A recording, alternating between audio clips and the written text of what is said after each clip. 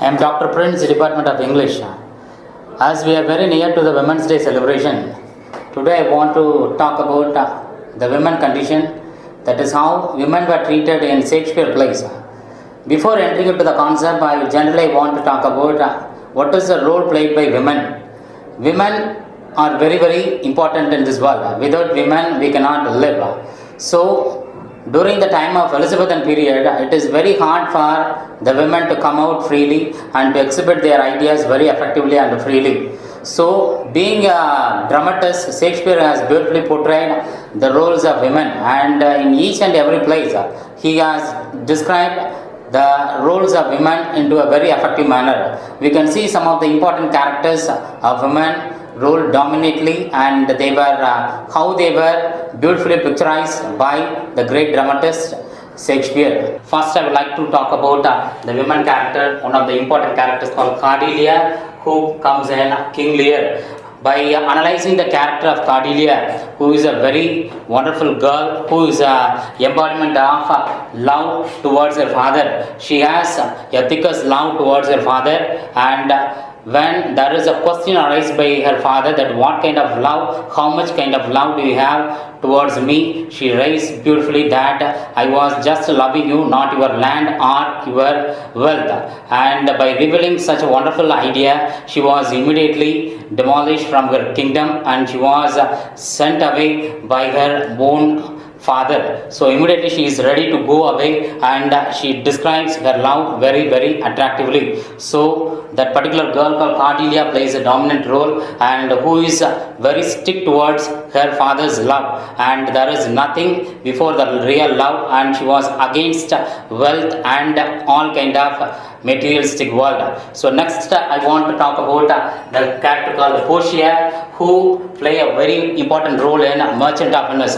Merchant of Venice is a beautiful drama described by Shakespeare, and in that particular thing, this particular girl called Pusha plays a very violent, very innocent, particularly innocent plus symbol of courage and intelligence. She is a girl of intelligence and courage in order to describe how the judgment should be given by a lady. In the beginning itself, I just convey that during the time of Elizabethan era, it is very hard for the ladies to reveal their ideas because men were given much importance than the ladies.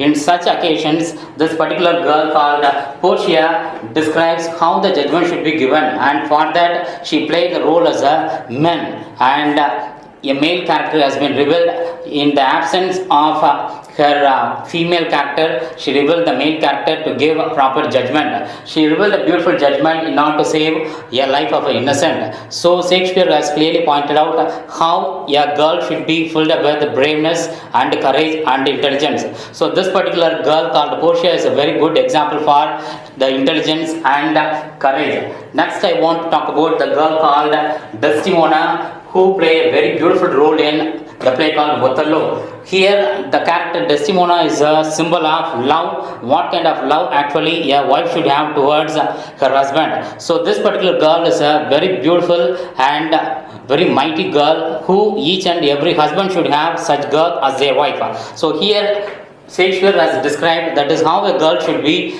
love towards, how a girl should have a thickest love, a real love towards her husband. So the bond between her husband is very pure, but her husband could not realize the real love of Desdemona, and so Othello kills Desdemona and without knowing the real love of Desdemona. So her love is very, very beautiful, but her life could not be a happy one because the man like Othello cannot lead a good life towards Desdemona. So her life is filled up with misery, even though she has a beautiful real love towards her husband. So the next character I want to convey about Lady Macbeth, who can be called as the fourth witch in Macbeth, who is very strong, very brave, but she knocks the door of hell by misguiding her husband.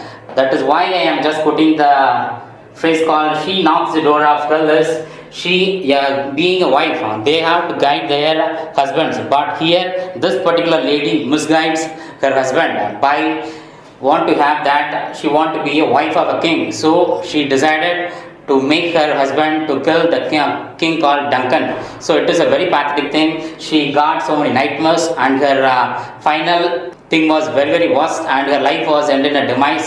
She reached her death. She knocks the door of hell, and finally she was in hell by regulating her own life.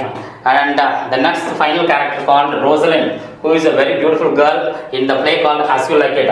Here she is noted for resilience. The word called resilience is a term which is often, if you are getting into a difficulty, it is very hard to come out. But this girl often used to get into so many difficulties, but it is her beauty and charm.